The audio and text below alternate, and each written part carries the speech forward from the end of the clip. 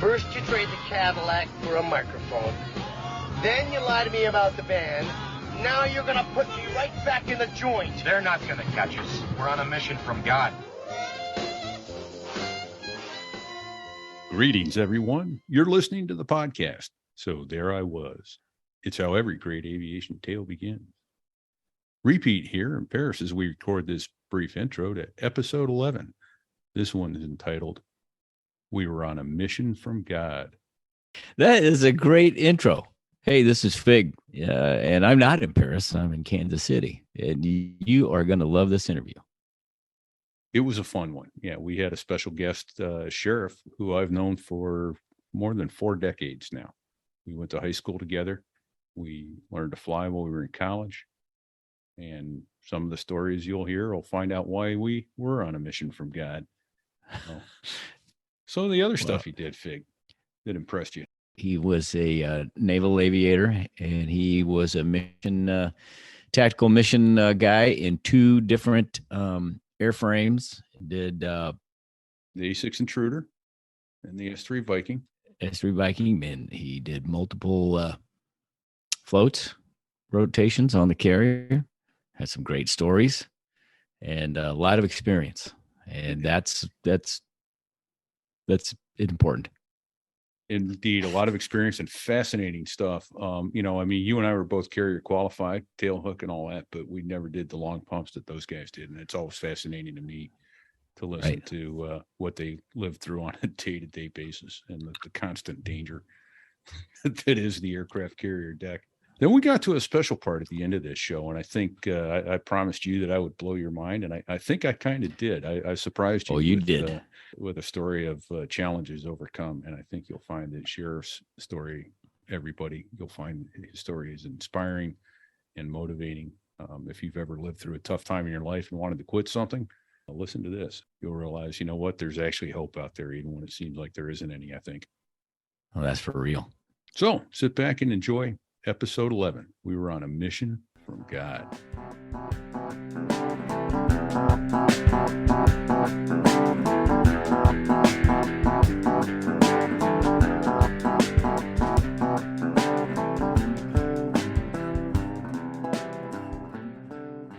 So there I was.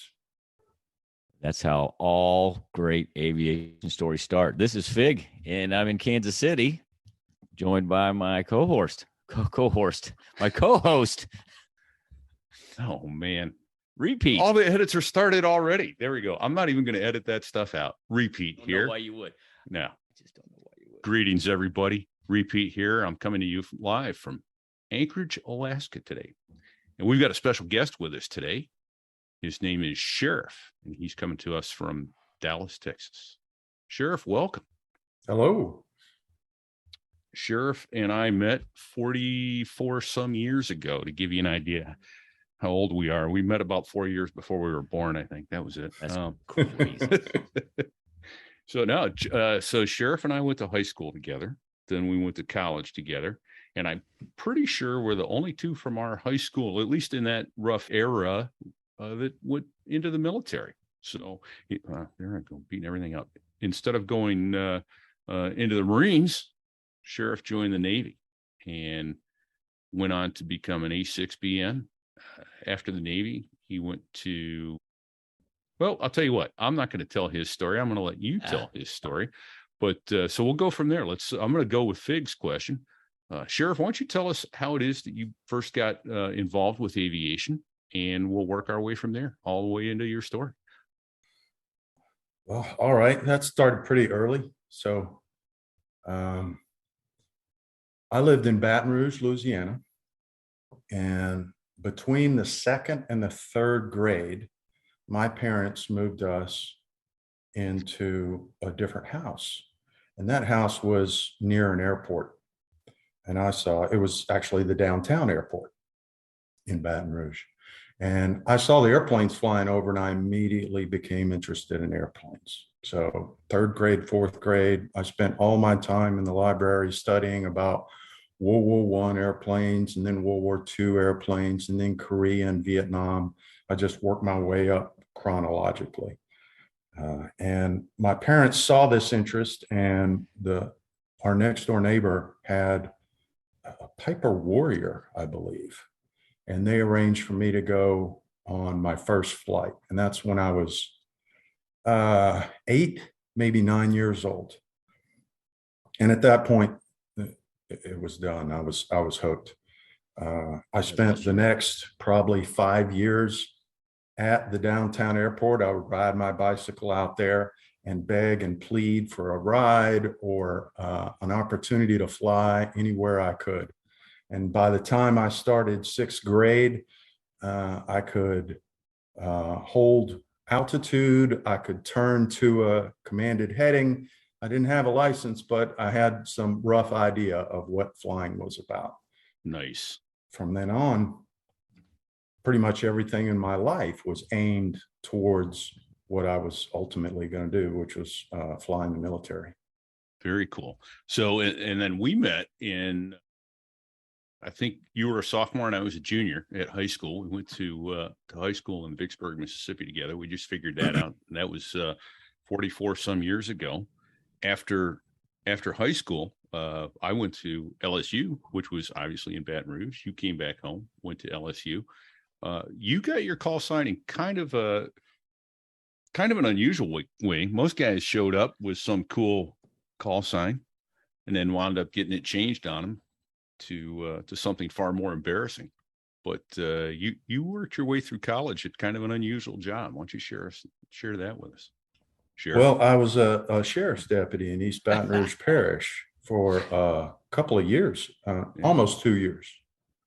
So that's where my final call sign wound up coming from. Nice. That's where the sheriff came from. I went through other iterations before then, but that's the one that stuck once I got into the fleet. Nice. Yeah. That's like a lawman. That's like a lawman. Right. I was just thinking of that. Lawman was a Arizona highway patrolman before he went in the Marine Corps. That's right. I remember he used to tell, we would have safety stand downs, which was usually before a 96-hour weekend. And he would give he called them hair, teeth, and eyeballs presentation.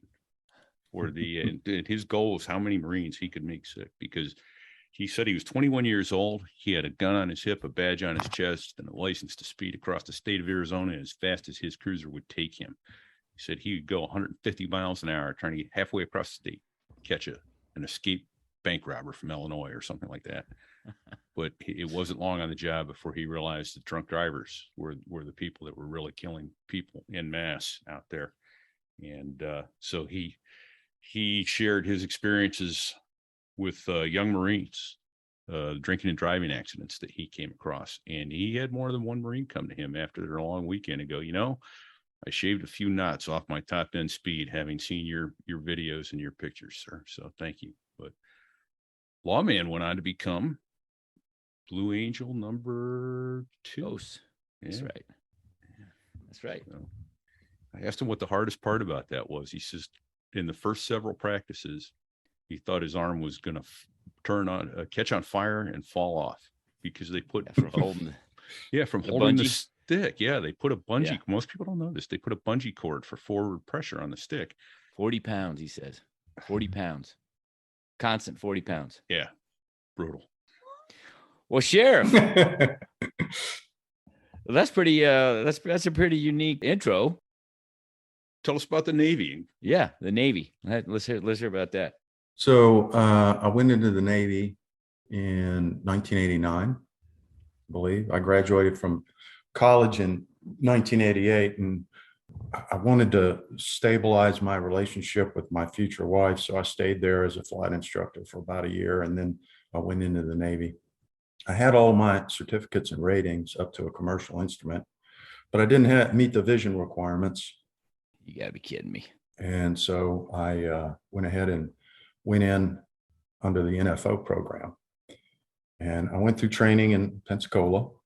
And then I selected for A6s in Pensacola and went to Whidbey Island, Washington, and flew A6s there for an extended tour as a junior officer. I wound up spending a little over 3 years in my fleet squadron there after the year that I spent at the A6 RAG at VA 128. And then I was coming up on rotating out in 1994-ish. And that's when that big riff was going on. And I was not regular Navy. I'd gone through the AOCS program, so I had a reserve commission. My CO shot a silver bullet into somebody. I don't know who, but he managed to get me orders to go to the S3 because they were shutting down the A6. And I remember talking to the placement officer about the S3. And I said, well, I've been in the fleet for almost 3.5 years now. And when am I going to get my shore tour? And he said, oh, you'll get it at the S3 RAG. And I said, oh, that's interesting. So I'll go there and I'll learn the airplane and then I'll stay for another 2 years as an instructor. And he went, no, you're gonna go to the RAG and you're gonna learn the S3 and then we're gonna send you right back into the fleet. So that's pretty much what happened. I went to BS. Gosh, I can't remember the number of the squadron. Yeah, well, you're thinking of that. I mean, you hit a couple terms. So RIF is reduction in force. They were reducing the size of the military in the early 90s. And then the RAG, we've talked about the RAGs before, but also that's the replacement air group where a guy goes after he gets his wings or when he changes airplanes to learn how to fly that new airplane, which is going to be his fleet aircraft. So you wind up at your S3 squadron? Yeah, I went to the S3 RAG in San Diego. And then from there, my squadron that was going to be taking me, which was VS-22 over on the East Coast, they wanted me to go to safety school. So I went to Monterey, California, and went through the safety school there in Monterey. And then I went to VS-22. And that wound up being an extended fleet tour as well. That wound up being more than 3 years in the fleet there. So by the time I got to the end of that tour, I'd had 11 years in the Navy and I had never had a shore tour. I had a wife that I missed. Sheriff, were you still a reserve officer or had you augmented? No, I never did augment. I kept my reserve commission. I'm kind of proud of that. Okay. Well played. Nicely done. Well played, sir. Well played. Yeah. But I'd been in the fleet for a long time. I had 2 kids that I didn't really know. And I had a wife that missed me and I missed her. And I decided to go ahead and get out at that point with 11 years of active duty. But after that, I went into the reserve and I wound up specializing in what was originally called coastal warfare. And they switched that over to expeditionary warfare. And I was pretty well suited for that. That was mostly camping and shooting guns and setting up remote position that we could defend on our own with the weapons and the equipment that we had. And I did a couple of trips to Korea to support that. Then I retired from that kind of specialty. Nice. Well, let's back up a little bit because I know that you did fly a good bit while you were in college. In fact, we might have flown together once or twice. Maybe a little bit. Back in the day. Yeah. So we got our private tickets so about the same time with at least within a couple months of each other at the most. In fact, we were students together and I had a friend who wanted to go fly Navy. He had another friend who was a Tomcat driver in the Navy. So we'd gone out with them a couple times and they were flying formation together. That kind of gave us the bug. I think we did a couple formation flights, didn't we? Yeah. Your friend that was a naval aviator, he taught us how to do it. And we went out and did it until the FAA said, don't do that anymore. We're student pilots. We show up at a little airport called False River Air Park, which is about 25 miles northwest of Baton Rouge, Ryan Airport. And I remember a guy came out and read us the riot act. We landed and he's like, oh, there's a lot of students out here. You can't be doing this. And like, well, Did you guys come in as a flight of 2? Of course we did. Oh, yeah. Into the overhead, did the brake, did pattern work, all that stuff, man. We were screaming along at 110 knots into the brake. That was impressive. I know that was impressive. We impressed ourselves. Oh So- man, that's great. Yeah. So he told us we couldn't do it. And we said, yeah, well, actually, there's no regulations against it. But he was kind enough to report us to the FAA. And then Gerald and I got separate but equal calls from the FAA going, yeah. Tell them what happened on your side, Gerald. I think mine was similar. He was actually very accommodating, but also in a position of authority, of course. And he was saying that we should stop doing this. And I said, well, I'm not aware of a regulation that says that we shouldn't do it. Is there one? And he said, I'll find one. The purpose of your solo pilot's certificate is to get your private pilot certificate. And that's the only purpose for it. And you're not doing that when you're out flying formation. So you two guys just get your private, and then you can go out and you can fly formation. So my response, of course, was yes, sir. Yes, sir. There you go. And I had a very similar meeting with the gentleman. So not long after we had our privates, and we might have gone and done some more formation. Maybe, yeah. In fact, do you recall our mission from God? Yes, I do. Yes, I do. Sheriff, why don't you tell your version of that, and I'll see how much it matches up with my memory. Well, we had found a place that was newly built, that was a large church area. You could say it was like a large TV church area. And we had decided that it would be fun to go and drop flour in their pavilion and their parking lot when there wasn't going to be anybody there. And we did that, and it turned out that there were some people there. So you're dropping flour bombs. Yeah, little 1 pound sacks of flour. Sacks of flour. Yeah. So my recollection was it was a televangelist who was fairly well known, perhaps more well known to the working girls of the community than televangelists should be. But you got to go where the tax collectors and the prostitutes are, right? Right. So that's where he was. Everybody needs to be saved. That's right. But I recall, so we went out as a flight of two. One of us went high at about 3,000 feet. The other guy went down about 50 to 100 feet over the trees, a couple miles out, vectored in over the trees and released. And you could see these little white dots hit the parking lot, boom, and they'd just go out into this big V in the parking lot. And one of sheriff's it was a 3-way building with a pavilion in the middle. And one of his just disappeared. And I said, well, he must have hit the side of the building or something. It just disappeared. So we finished our work, went back out over the Mississippi River, worked our way back up to False River, I think, sat for a while, and then went back separately. So as not to incriminate ourselves.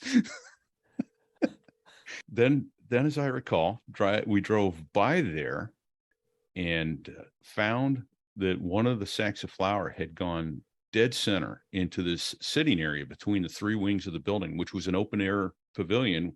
It had made its way under the overhang and into the middle. And you could see where someone had tried to sweep it up, but it was like a rough stone decorative concrete deck. There was flour everywhere. You weren't sweeping it up out of those stones. There was flour everywhere. Oh, no. It was beautiful. Marge will clean this mess up later. So that was we were on a mission from God. So you could say that was a shack. Yes. I wish I could claim that one as mine. I think mine were all over the parking lot, but yeah, that was a bullseye. Well, all right. So do you remember any other of the stuff? I seem to remember going to grass strips all over out there. Any place, any opportunity we had to go put an airplane in the air and convert avgas into noise, we took. Absolutely. Do you recall any others? Quite a few low flights over False River in combat spread. They're the best that we could approximate of it. There you go. When he says low, I think we were just shy of water skiing. Well, we were only going 90 knots. right? It's relative, though. Speed's relative. Yes, it is. Yes, it is. Now, so you had an extended fleet tour in the A6, right, Sheriff? Yeah. And how many floats did you go on during that time period? I did 2 full cruises aboard the Abraham Lincoln. I did 2 full sets of workups on the Abraham Lincoln as well. So a normal cruise was about 6 months. Yes. Is that about right? Yeah, And all of then- my cruises got held to 6 months. Actually, I should back that up. My first cruise was only about 4 months. I met the squadron in theater, of Okay. course, in the Persian Gulf at that time.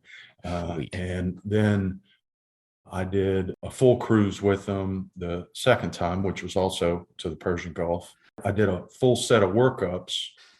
Yeah. And then I left the squadron. So if I'm doing my math right, you went to the RAG in 89 or 90-ish. Correct. I started in 89 and was finished in 1990. So you joined your fleet squadron. They were already out at sea. And this was prior to Saddam Hussein invading Kuwait or after? No, it was after. Desert Okay. Storm had already happened. I was Okay. actually chomping at the bit in the RAG to try to go out there. I remember going in and talking to the CO of the RAG and telling him that I'd heard we were going to deliver some of our airplanes to the squadrons that were in place at the RAG, and that I was volunteering to help with those deliveries. And I was trying to do anything I could to get out there. But I didn't make it out there until after the initial hostilities had ceased. And 4 days later. I think they were still Yeah. calling it Desert Storm at that point. I don't think they were calling it Southern Watch yet on my first cruise. Yeah. So, in fact, I recall I went to safety school in 1990, and I seem to recall we took a field trip up to Whidbey Island. I seem to recall running into you up there at Whidbey Island at the RAG. We went and did a mock investigation in your squadron spaces. Yeah. So, yeah. Okay. So you were a BN. What was the book? Was it Flight of the Intruder? Was that the book Flight. too? I think they made a movie out of it. Yeah. Yeah. I read that book in college. That was good. What I'll ask is describe what a BN is, what the mission is, some of the fun stuff you got to do. That was not for the faint of heart. Well, a BN is actually a station in the airplane, and it's manned by Naval Flight Officers. So I was a Naval Flight Officer, and in the A6, they call us BNs because that was the name of the station. In the F-14, they called that station a Rio. I think in the F-18, The Wizzo? E or F, whichever, I think it was the F that was a 2-seat model. They called that station a Rio station. Okay. But the officers that man it are Naval Flight Officers. Really, it's about managing the navigation and the targeting on the airplane. Just the simple thing that we do is we navigate and we target and we talk on the radios. And it allows the pilot flying to concentrate on that. Some of them call them Wizzos. I don't know which model was that did that, but that was the weapon systems officers, right? So Yeah, I think that's an Air Force thing. oh, is it? Oh, okay. Yeah, I think Wizzo is an Air Force thing. Okay. Ugh. Sorry. Air Force. Yeah. So describe some of the missions that you did in the A6. If my recollection is you had terrain following radar. Yeah, we did. It wasn't just terrain following. Terrain following is when you just go up and down along your course. It was terrain avoidance. Okay. So we would go to the left or to the right because we could sweep as much as 60 or 70 degrees either side of the nose, and we could see where the terrain was, and we would follow that. And we had display systems in the airplane that would keep us at a specific altitude. In IMC in the mountains, we'd usually target somewhere between 200 or 500 feet to fly around through the mountains using the terrain avoidance system. So Okay. we would do that for target ingress and egress. And then when we were on government time, we were focused on identifying where the target was and getting our weapons systems pointed at the target and delivering our weapons to that target. And the terrain radar could be used simultaneously while we were targeting as well. So the airplane was an amazingly capable IFR attack platform. I haven't seen anything similar to it. But I haven't really been paying attention to the new stuff that's been going on. I've been so focused on the job I'm in right now that Right. I don't know what the F-35 is doing or what the Strike Eagle is capable of or any of those other platforms. I think the Super Hornet may be close in its payload, but what was the payload of the A6? It was considered a medium attack bomber, wasn't it? Yes, it was. And I'd have to think on it for a little bit, but we carry 26,000 pounds of fuel on the tankers. So off the top of my head, I'm thinking that we're talking about around 10 or 12,000 pounds of bombs on the A6 attack platform, because it had 16,000 pounds internal fuel. Nice. So something like that. By contrast, such a long time ago, right? Yeah, you don't think of those numbers very often. But I've been through another weapon system since I flew the A6. So, well, and that's it. And I think by contrast, in the Harrier, we could carry, I think it was 12 500-pounders, so 6,000 pounds. Yeah. Or I don't think and a gun inside winders, in a gun, and then the AIM-9, yeah. Or we could carry 6. Well, we couldn't, because we only had we could carry 4,000 pounders because we only had the two hard points under each wing. So, the airplane was capable of air to air. We had AIM-9 capability. They had gun pods, but they were junk. They were Jamomatics, so we didn't even try to use them. Really have the fuel. If we thought there was an air to air threat that we wanted to be able to counter, we'd carry an AIM-9 on one station. We usually have a centerline drop and maybe an LGB on one wing and a Maverick on the other. Nice. Very cool. So we did a lot of patrols like that over Somalia and over Iraq. Okay.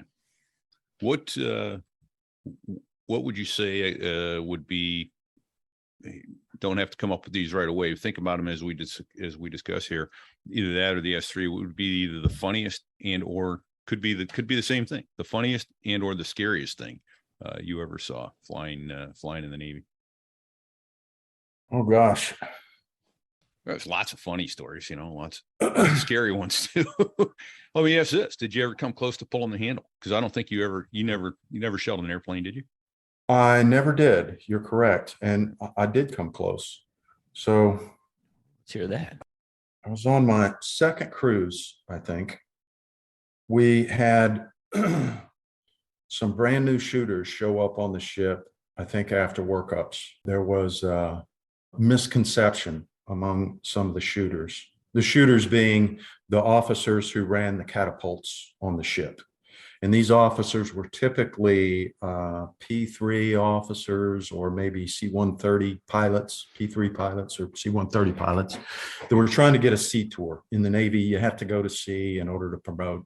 And they were trying to do that before they became lieutenant commanders, because it's kind of a check in the block in the Navy. You got to go to sea. And those guys didn't normally do that. So they were on their sea cruise, and they would end up being ship's company for a couple of years and running the catapults on the ship.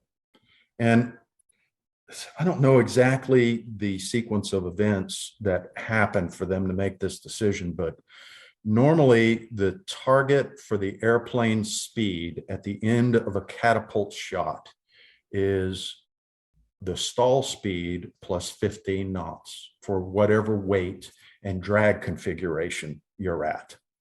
And that was referred to as min-in speed plus 15 knots.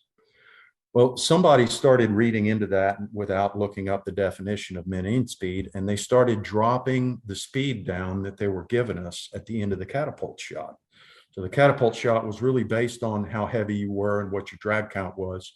And we would actually put that number up on the side of the airplane so that all of the shooters and all of the personnel that were managing the catapults could see what our weight was and what speed we were supposed to have at the end of the catapult shot. It didn't say that. It just said what our weight was. And they decided to start dropping the target speed down because they said, hey, min in speed, that's what we're going to shoot for, because every knot above that is increasing the wear and tear on our equipment, and it'll reduce the maintenance we have to do. Got to save steam. The good idea fairy showed up on your ship, basically. While this was going on, we were kind of unaware of it. And the first time I was made aware of it was during a waist catapult shot. I'm going to guess it was Cat 4, because Cat 4 puts you in a position to see and be concerned about what I was concerned about. Yeah, so explain to people. A lot of people don't know about the what a waist cat is and the count on the cats and all that. So sure. So the bow cats are cats 1 and 2, and you count from left to right for the numbers for those catapults. So the bow cat shoots you off of the bow of the ship, and the waist cat shoots you off of the angle deck. That's about 600 or 500 feet aft of the bow and on the left side or the port side of the ship. So I think that we were lined up on Cat 4 on the waist cats, definitely on the waist cats. And I was with a pilot whose call sign was Special, Special Ed. And a superb pilot. We were both fairly senior in our JO tour, and we were carrying ordnance. We were launching out for a mission in the Persian Gulf, and so our weight was fairly high and our drag count was fairly high. And when we started on the cat stroke, both of us could tell that it was weak. We both immediately could tell that it was a weak cat shot. And when we cleared the shuttle, I would say we were right at stall speed. And Special, before we even finished the cat stroke, had already raised the gear handle and was just counting on the weight on wheel switches to keep the gear down until we cleared the shuttle. He had already flipped the switch, and I saw him do that during the cat stroke.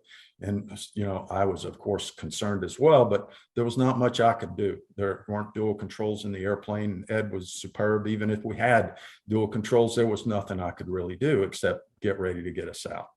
So when we came off the catapult, we settled. I remember seeing 40 feet on the radio altimeter. Oh, shit. As a bottom, the deck's at 60 feet. But the tail of the airplane was about 20 feet high. And the LSOs reported to us that when we took our cat shot, we disappeared below the deck when we cleared the catapult. So we might have gotten lower, and I didn't see it because my scan wasn't fast enough. But I immediately got into ejection position, and I reached down, I put my hand on the handle, and I remember looking up in the direction that I thought I'd be going if I pulled the handles. And I'd never noticed it before, but there are these large antennas all around the bow of a Navy carrier. And when we're doing flight ops, instead of the antennas standing straight up, they lean them down so that they're parallel with the surface of the water. And I remember thinking, I might hit one of those. And I wonder if I can time pulling the handle so that I go in between the antennas as I egress from the airplane. Which brings you to it. It's better to be lucky than good. Yes, absolutely. But we settled and got into ground effect, and the airplane kind of wallowed. We could feel it buffeting, but it had stopped its descent, and the gear was already coming up and it was accelerating. So we stayed with the airplane and climbed it out. And I remember afterwards, Ed came to talk to me, and he said, I'm glad you were there, because I'd have flown it right into the water. He said, I was so focused on holding the right pitch attitude after the cat shot and stopping the rate of descent that if you hadn't been there to get me out, I wouldn't have gotten out. Yeah, that's amazing. So did he induce more drag on the aircraft by having the gear moving as soon as the weight came off the wheels? No, the gear on the A6 didn't actually change the drag profile while it was going up. Okay. Because I know in heavies, when we get into wind shear, they tell it, don't raise the gear because you're lowering the doors and you're putting more drag on the airplane. Yeah. You're actually increasing the drag and at more risk for impacting the deck if you try to change configuration, if you're in danger of being too close to the deck. So yeah, there wasn't, I don't remember that being an issue in the A6. And there wasn't that much information available either. Right. I mean, we were trying to clean up the airplane, and I don't remember anything in the NATOPS manual about what to do if you got a cold cat shot other than to eject. Hey, Sheriff, so going off the waist, if I'm right, going off the front of the ship, just like us rolling off the front of the ship in the Harrier, if we screwed it up and went in the drink, the ship's going to run you over. But off the waist cat, that's not an issue. They're just not dying from hitting the water. Perhaps I suppose it could happen on Cat 4 because that one's pretty much aligned with the direction that the ship is moving. Okay. And no matter which cats you go off of, you're still supposed to do clearing turns. So if you go off the bow, you do your clearing turn to the right. And if you go off the waist cat, you do your clearing turn to the left. And you'll notice naval aviators are always doing that. As soon as they get clear, you see them bank to the left or to the right for just about 10 or 15 degrees. And then you straighten up and you climb. Aren't you supposed to do an aileron roll and then start your clearing turn? I mean, that's what they do in Top Gun, right? So, well, I don't think anything out there really has the energy to do that. Yeah. How fast can you lose your wings? Do you remember what on a heavy jet, what your target speed was going to be as you cleared the front of the deck? Or 140, 150 knots. Yeah. when you're really heavy, when you got a full load of ordnance, or the heaviest cat shots I ever had were in the tanker, believe it or not. That thing had 26,000 pounds of fuel plus whatever its empty weight was, and it wound up being like 54,000 pounds or 52,000 pounds on a cat shot. Those were some impressive cat shots. Pretty violent, right? Yeah. I remember my very first cat shot was in a T2 Buckeye in flight school. And first of all, I get out to the carrier and I do my 2 touch and goes, which is what you're supposed to do. And then you're cleared to drop your hook and do your come aboard. So I do my 2 touch and goes. I drop the hook. I come into the pattern. Everything looks good. I actually got a fair pass on it, but I got a hook skip bolter. So what you do as soon as you touch down on the carrier, your throttle goes immediately to mill power, which is full power, full forward, so that if your hook misses, you go do another touch and go, which is what I did. So I land. I'm waiting for the deceleration, and it's never coming. And I'm looking out at what we lovingly referred to all the deck apes, and I'm not stopping. I'm just watching them go by, and I settle a little bit as I go off the deck and go around again. They're like, yeah, try one more. I've got enough fuel for one more pass, then I've got a bingo home. And so next one I come around and I get aboard, I get the hook engages, I get a pretty good grade as I recall. But now I need gas. So they bring you over to the island and they chain me down, and I'm sitting there chained down. It's the only time you can kind of relax, on an aircraft carrier deck. I'm minding my own business, and all of a sudden I get boom. The whole airplane rocks. And I look out, my left wing has just been taxied into by another T2 Buckeye. I'm like, and there's bits of plastic and all that crap up because it had a tip tank, but it had all the lenses were out there for the lights, the nav lights. And oh my God, geez, I don't have a bag or anything. I've got my wallet and my flight suit, and that's it. I'm about to spend the night on a carrier. About 5 minutes later, these dudes come out with speed tape. They literally taped up the lens cover on my tip tank. They filled me up with gas. I did my next 5 traps and then went home. So I got my 5 additional traps with a taped up wing tank. Yeah. You think that would ever happen in the Air Force? Oh, not until there was an investigation. Absolutely. Right. And a point paper written on how we could prevent that accident in the future. Yeah. But that was actually a bunny hole I went down. I didn't mean to, because I was thinking about my first time off the carrier. So after all this happens, I'm taxiing up, and they show you the weight board. It's a big weight. I think it was a grease board they used. They put the pen. Here's what your weight is. Here's what your speed is supposed to be, and you either give them a thumbs up or a thumbs down. And once you agree to it, off you go. So they launched me off the front of the USS Lexington, and it was so fast and so violent. I remember screaming like a little girl, going, "Ee!" as I'm going down the cat stroke, and then I get off the end, and it is so quiet and so calm compared to what it was 2 seconds earlier. I literally, mayhem. Yes, I'm at full throttle. You've got this little bar that you reach out with your fingers and grab so that your hand doesn't actually accidentally pull the throttles to idle on the cat stroke. And I've got that. My throttles are at full power. And I actually had to look down to make sure my engines were still running, because comparatively speaking, it was so much quieter and so much less acceleration. I didn't know whether they were running. Like, whoa, oh, okay. Yeah, it's working. It's what it's supposed to do. I was hooked after that. I'm like, oh, I love this. This is good stuff. Sheriff, So, did you go to the carrier in the T2 or the TA4 while you were in flight school? No,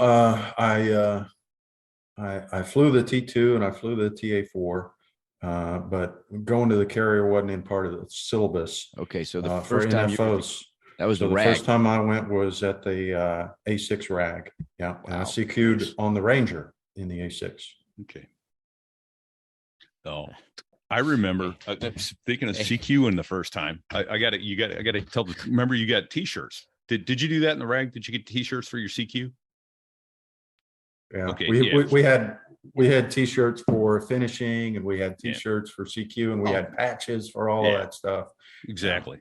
It's like the Army and the Air Force with medals and badges. We just T-shirts for crap like that. Yeah. But the class behind me at A4s at Beeville, it was brilliant.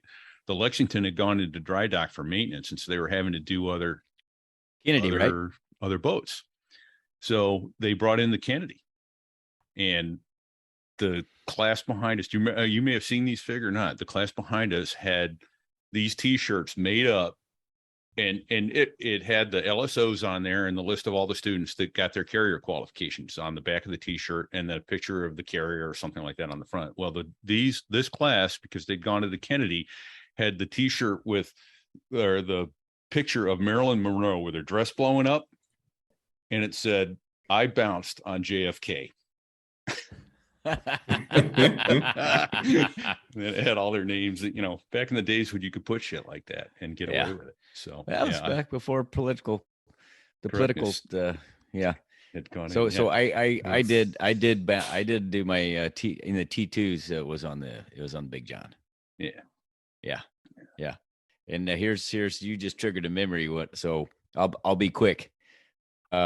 Two touch and goes, and then they tell you to put your hook down, if you look like you got your shit together. And apparently I did. Told me to put my hook down, and I, of course, when I grabbed that, when I grabbed the wire, everything came to a screeching halt. I did not lock my harness. That was the one thing I had not done. And my head hit the gun sight, and all the sweat, which I was sweating profusely, went onto the visor. Yep. And I was kind of in shock. Full power, not going anywhere. And then it was like the voice of God. Really, it was the air boss. And he goes, "It's all right, son. We got you. You can pull the throttles back now." And that kind of snapped me out of it, Yeah. You don't really need to lock your harness. You get used to it. Yeah. Bouncing your head off the glare shield. There you go. So speaking of glare shields, in the A6, you in the BN seat, you sit a little lower and slightly aft. Is that right? That's correct. Where the pilot sit. That's correct. So you had like like a hooded radar screen. You could put your head down and kind of get the ambient light out of it. Is that right? Yes, exactly. Okay, so we use those things at night because when they're shooting at you, the flashes can interfere with your ability to see the radar. And the FLIR was down inside of that hood as well. Forward-looking infrared. So nice. We basically kept the hood on there all the time. So I've been told by A6s, and by the way, I'm going to throw a couple call Gotcha. Because there were some guys that were instructors with me down in Kingsville that were A6 guys. It would have been your time frame. Budley. Oh, that doesn't ring a bell. Okay. Duker. No, that doesn't ring a bell either. Okay. Those guys might have been East Coast guys. They might have been the East Coast guys. Yeah. But they would say if they were flying with a BN and they weren't getting along, they'd get them down in the radar, and then they'd slap on a bunch of G's to pin them down. Is that true? Is that the kind of thing that you could look forward to? If you I've had pilots try to do that with me. I've always prided myself on my G tolerance and my ability to maneuver around when I needed to. So they couldn't actually pin me in there. When I was younger, I was very strong. I could get myself out of that position. Another really interesting thing about the A6 is that all of the flight controls, push rods, go under the left side ejection seat and link up with brackets and control arms, pivot arms behind the seat. And if you're sitting in the right seat of the airplane, you can reach over and you can touch those things with your hand. I see where you're going with this. It would be very easy for a BN, for example, to reach and touch on the pitch control arm and just gradually increase the pressure. You could see him trimming and then gradually release it, and he's trimming back, and then pull up on it, and then he's trimming in the opposite direction, and then gradually release that pressure. If you were nice, you did it gradually. There were lots of little tricks we could play on each other. That's fun. That's good stuff right there. The airplane had two switches on the seat, on the right side of the seat, that you use to control the tilt and the height of the seat. So you could adjust the seat to your physical size. And when you shut the engines down, within 4 or 5 seconds, the generators would drop offline and you didn't have any power on the airplane anymore. So if you really wanted to get back at your buddy sitting in the left seat, as soon as he went idle cutoff on both of those throttles, you just grab both of those switches and squeeze them together, and his seat would start moving down and forward, and it would move to that position to a point where you could barely get out of it. And then the generators would cut off, and then he'd be stuck in there and struggling to get back out. Nice. So here's one. This one was actually pretty famous, and it looks like it was your time frame. Did you know Keith Gallagher? Yes, I did. I replaced Keith Gallagher in the squadron when he did the partial ejection, and he did that with Master. Yeah. I don't think I'm still in contact with Master, but I am still in contact with Keith. So yeah, if you, it's actually, I just was trying to Google it to go, I think there's pictures of that somewhere, and it came up pretty easily. If you go to gallagherstory.com, folks, you can read all about this, and it's got an amazing picture. He was partially ejected from the aircraft. The seat went about halfway up the rails, and then his chute went out and wrapped around the tail of the aircraft.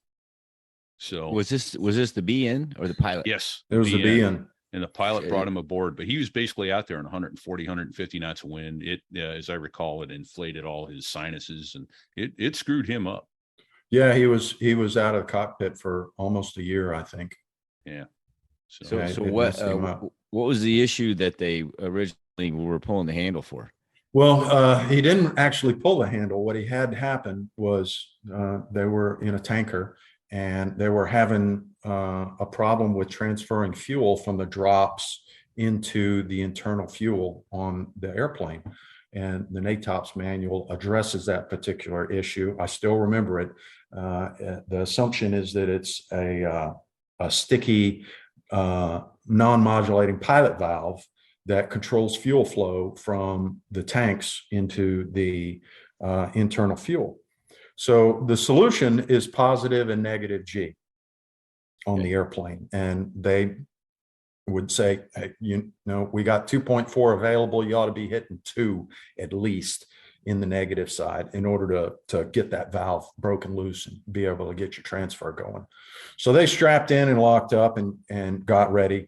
And Master put some positive G on the airplane, and then you pretty much have to dump that stick all the way to the instrument panel to get over 2 G's out of the airplane, negative G's. And the top latch hold down mechanism for that brand of ejection seat had a problem with cracking. And we didn't know about it until this particular accident happened. So his top latch mechanism was cracked. And when that 2 G's hit on the seat, it started riding up the rails all by itself. And the drogue chute got triggered by the position of the seat, and the chute deployed after the drogue, and then it collapsed over the tail. And so when the seat went up, did it break the canopy? Yes, it did. It was a through the canopy kind of system. Okay. We didn't have the little charges that broke the canopy like you guys did in the Aviate. We just went right through it. We had a breaker bar up there. It would just bust it open, and then we had go hard through heads, the shards. So the seat, the top of the seat broke the canopy, and then the drogue chute dislodged out of the headrest and wrapped around the tail. Yeah, exactly. So Yogi was basically waist high out of the cockpit above the canopy in the airstream in an airplane going 400 something knots. Oh my gosh. And his mask and his visor were immediately ripped off. Yeah. He remembers looking down at Master, and then he couldn't see. And then he doesn't remember anything after that until he woke up in the hospital on the ship. Yeah. Well, that's probably good that he does. That's right. Exactly. Yeah. He had pretty bad flail injuries to one of his arms. I can't remember if it was the right arm or the left arm, but if you watch the video, you'll see which one it is, because you can see that arm just flailing in the airstream. And Master had an emergency pull forward on the ship, and he came in for basically taxi 1 wire, okay pass, okay underline. There you go. So, which is the best grade you can get. Yeah, he said he wasn't passing up any wires. Nicely done. Yeah. Yeah. Normally a taxi 1 wire will get you a below average cut pass. Yeah, cut pass. Yeah. What the hell? Yeah. Because that'll kill you. So just so we're all on the same sheet of music, taxi 1 wire means he touched down and rolled into the wire. In Right, the first correct. wire. Yeah. He touched down just past the round down. Yeah. Which is, like you guys were saying, on a normal day, not good. Yeah. But in this case, muy bueno. Yeah. Yeah. He was doing what he needed to do to get Yogi into the hospital. That was awesome. That was a fascinating story. I remember when it was covered live back in 91. But yeah, if you hunt around, you can find the Platt video. Yeah. Of it. Okay. So Sheriff, when you went to the S3, where did the BN sit in the S3? Was it also in the right seat? Well, it was the positions in the S3 were TACO and COTAC, because Okay. it was tactical officer. Yeah. And the co-tactical officer, which was also a co-pilot, but they called the position COTAC. One of the reasons I went to that airplane was because it had dual flight controls, which was something that I was very interested in. I never did the pilot to NFO transition thing, so I wound up staying in the right seat of the airplane and progressing my career from there. Well, that was going to be my next question. Was that not something you were wanting to try? Because, you were a pilot to start with. Well, it was, but it didn't work out that way. So when I went into the Navy, they had what they called the blind pilot program starting up about the time that I was in AOCS. And I was advised by an admiral that flew A6s to go ahead and go into the fleet as an NFO and then apply for a transition into the airplane. Because if I went to the blind pilot program, I would have been limited to props and helos. But if I go and fly the A6, then when I go into the, they call it the NFO, the pilot transition program. When I went into that, then the vision standards were actually more lax than they were for the blind pilot program. And I would go right back to the A6 and I would be right back in tactical aviation. So I decided to go ahead and do that. And I went into the A6, and you're eligible for the program after a year, but I was having so much fun in the fleet, and I was learning so much that I decided to stay for another year. I did not apply for the program after I'd completed a year. I said, you know what, I'll apply for the program after I've been here 2 years. And it's easier to get endorsements then anyway. You know, when you're in your squadron, you develop a reputation all the way up the chain of command. And after 2 years, I had an excellent reputation, and I figured I'd apply then. Well, between finishing my first year and deciding I was going to apply, there was an F-14 accident that involved a NFO to pilot transition pilot. And they decided to suspend the program. So I wasn't able to apply for it while I was in the A6. And then I went to the S3, and while I was at the S3 RAG, I applied for the program, and their response was, oh, you're too old now. You're too old to go ahead and do that program. That's too bad. So I never revisited it again until later on when I was about to get out. And then they told me I was too old as well. So you got out, you did the reserve thing through retirement? Yeah, I did. Yeah, I went into the reserve about a year after.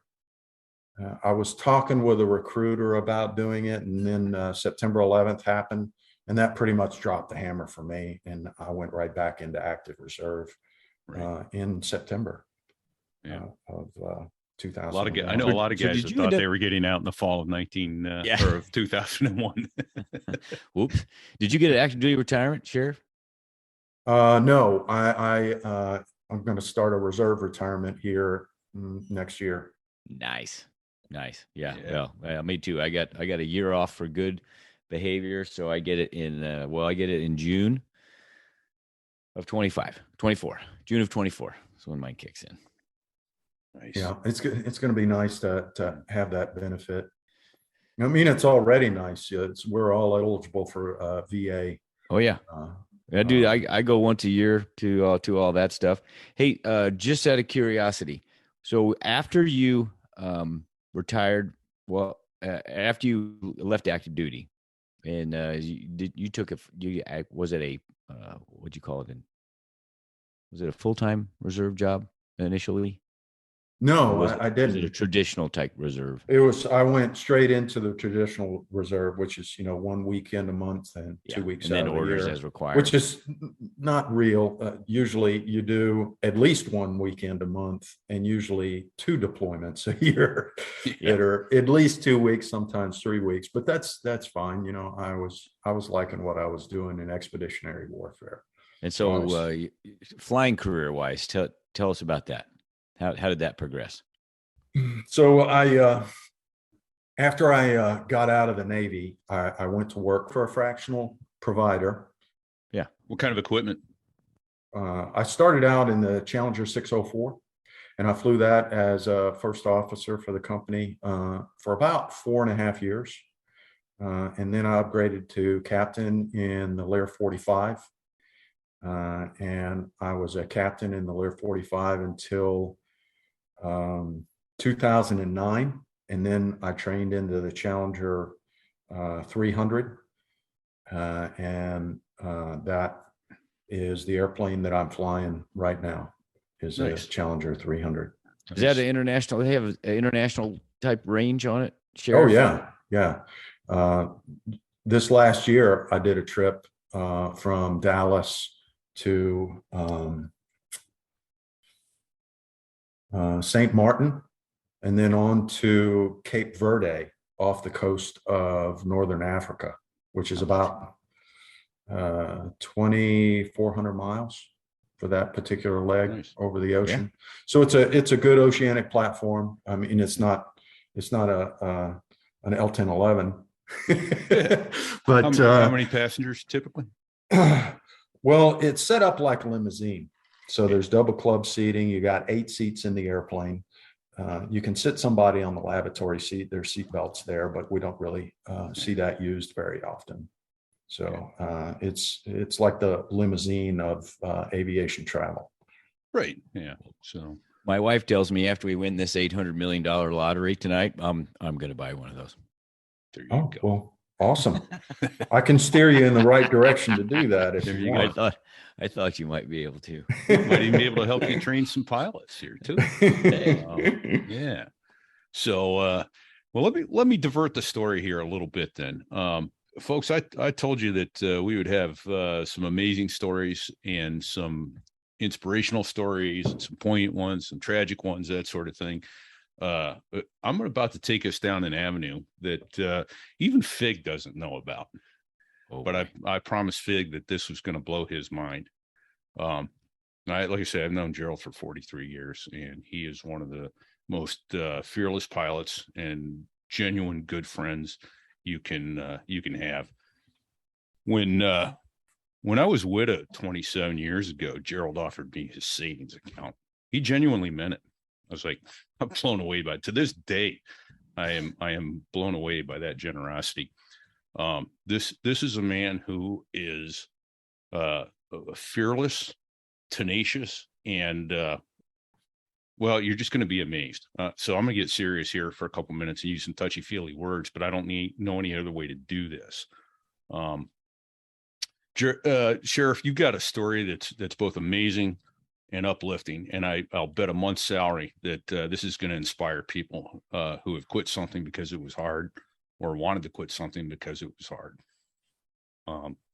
But several years ago, I came to visit you, but I couldn't get in to see you because you were in the intensive care unit at Parkland Memorial Hospital in Dallas. And for those who don't remember, that's where they took President Kennedy after he was assassinated. You had recently been involved in a motorcycle accident that resulted in you becoming an amputee. Yet today, you have an unrestricted first-class medical. So can you walk us through the journey that you have traveled, going from being healthy one day and suddenly finding yourself facing the immense challenge of being, I'm going to use this term because at the time you were, going from being perfectly healthy to being disabled and likely losing the career that you loved and worked so hard for so many years, and find yourself today an unrestricted pilot as an amputee? So, yeah, the accident you're talking about happened in 2006, happened in the summer of 2006. I was a captain on a Lear 45 at the time. And I don't really remember very much about the accident. It was severe enough that I don't even remember showing up at the hospital. I remember a little bit afterwards and a little bit right before it happened. And then the rest, I just remember after I woke up in the hospital, which was actually after I got out of the ICU. So I was pretty severely injured. I'd broken a lot of bones, and I'd had an injury to my right arm that's called a scapular thoracic disassociation. It's basically when your arm gets pulled out away from your body far enough that it's not really connected anymore except by, basic muscle tissue and tendons. And then the muscle and the tendons all pop back, but the nerves and the arteries do not. And so I was bleeding out into my chest, and there was my arm got mangled in the accident. And there was a really smart EMT. He's actually the guy who saved my life. He showed up at the accident scene and was treating me. And he told the other rider that I was with, he said, that arm should be bleeding, and it's not. So I'm calling a helicopter. And that's what wound up saving my life. So they helicoptered me over to Parkland. I spent about a month in the hospital.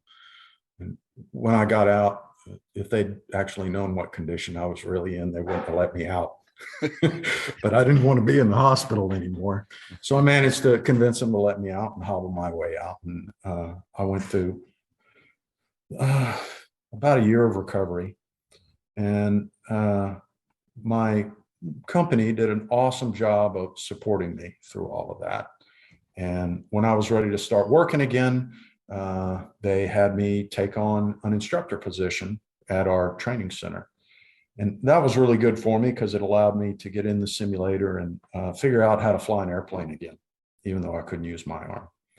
And I went through the process of going to doctors and trying to get my arm repaired so that I could use it again. And all of that wound up failing. So after I was certain that it was failed, I went ahead and I had my arm amputated because it was flail. I couldn't move it. It was always in the way. So I had it amputated, and then I got my medical back. And I did that by doing a medical flight check with the FAA. And that's not a very fun process to go through from a paperwork standpoint. The actual check in the simulator, I was well enough prepared for it that I thought it was easy when I actually got in there with the FAA. But that was around late 2007 or early 2008 that I got my medical certificate back, and it was unrestricted, and I got cleared to fly again. They call it a demonstrated ability waiver. That's awesome. That is just amazing. Yeah, that's awesome. Okay, so I got a lot of questions. Now, Sheriff. I told you I was going to blow your mind. I know. I'm totally okay. So how much of your arm was amputated? Well, it's amputated above the elbow, but below the shoulder. Okay. So do you have a mechanical prosthetic that you can grip? I have one, but I don't use it to fly. Okay. I fly without a prosthetic. All right. So, okay. Now, so how do you go from throttles to yoke? I mean, because you had to do it, you had to demonstrate it.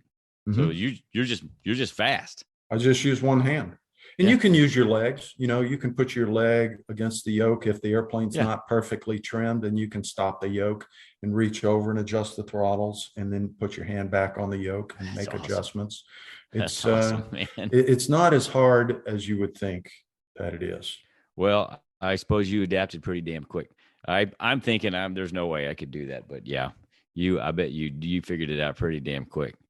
So I got one of my success stories was I had a kid that he was in my squadron. He lost his eye on the 4th of July. And after 5 or 6 years of trying to get sight back in that eye, he finally gave up and did what you did. Demonstrated what'd you call it? Demonstrated ability waiver. Demonstrated ability waiver. One time I took him, I had a Cessna 172 at the time, and I got him current, and then he went out and rented a plane and took an FAA guy out and did just that. And he got his medical back and went back to flying King Airs over in Afghanistan and building time. And short story is he's now at one of the majors with one eye. One of the things that helped me is that I inherited orangutan arms from my father. So when I was doing my medical flight check, the FAA inspector said, just kind of out of the blue, he had never mentioned this before, we're in the simulator and we're done with the check. And he said, well, in order for me to sign you off without any restrictions, I'm going to need you to fly this single pilot. And the airplane's not certified to fly single pilot. But I said, okay, I can do that. And because I have orangutan arms, I was able to reach over and move the gear lever and move the flap lever in order to reconfigure the airplane. So all he wanted to see was me go around a trip in the traffic pattern without any assistance from the pilot in the right seat. And it's doable. That's an but awesome story. If I had little short Tyrannosaurus Rex arms, I probably wouldn't be able to do it. If you had the alligator arms, yeah, I can't reach the bill. I can't reach the bill, boys. Yeah, exactly.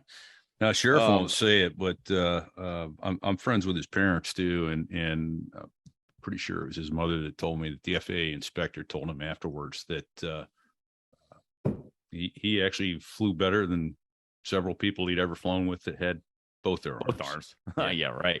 So, Yeah. I saw that coming. Yeah. And it's just amazing to watch Sheriff do some of the things he does. You know, if slap a holster on and take it off. I've struggled with two hands to get a holster on, and watch you do that, and it's amazing.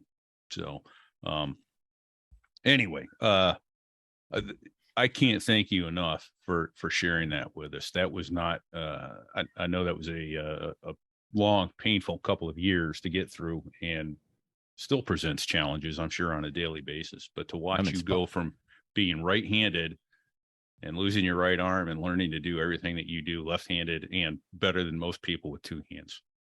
Yeah, that's well, awesome. I am still right-handed. There you go. I still am right-handed, but yeah, you adapt. I mean, you don't really have a choice. Right. If you want to go out and do things, you got to go do them. Yeah. And you are. That's awesome, man. Thank you for sharing all that. Yeah. One of the most impressive men I know. Hands down. Well, that's saying something right there. Yeah. Because he knows a lot. He knows a lot of dudes. Yes. And you do have an impressive mustache, by the way. Oh, thank you. Mama hates it. I was out sick for a few months, and so I let all the facial hair grow. I had to get rid of the beard because of the oxygen mask seal and all that, but kept the handlebar mustache, at least for a little while longer. I hope you keep it forever. Well, Sheriff, thanks for coming on with us. It's been inspirational, to say the least, and we're truly grateful that you were able to come and spend some time with us, and hope you'll be willing to do that again. Folks, if you have any questions or comments, we'd love to hear from you. You can reach us at fig@sothereiwas.us or repeat@sothereiwas.us. You can find us on Facebook at sothereiwas.us/Facebook or Twitter at sothereiwas.us/Twitter. I want to give a special shout out this week also to the folks over at the Mac Geek Gab. That's one word, Mac Geek Gab podcast. They have given us all kinds of technical support. Dave Hamilton, who runs that show with John F. Braun, has been generous with his time, his technical abilities, and helped us put this together, helped us get the website together. And they put out a show weekly, as is this, and they have been tremendously helpful in getting everything down from how to do the recording, how to post it, how to make the website look good, all the technical things that we do with recording. So thank you over to the folks over at Mac Geek Gab. And with that, I'm going to say to you gents, thanks for being with us today. Fig, Sheriff. Thank you, Sheriff. Oh, my pleasure. Thanks for having me. Check 6.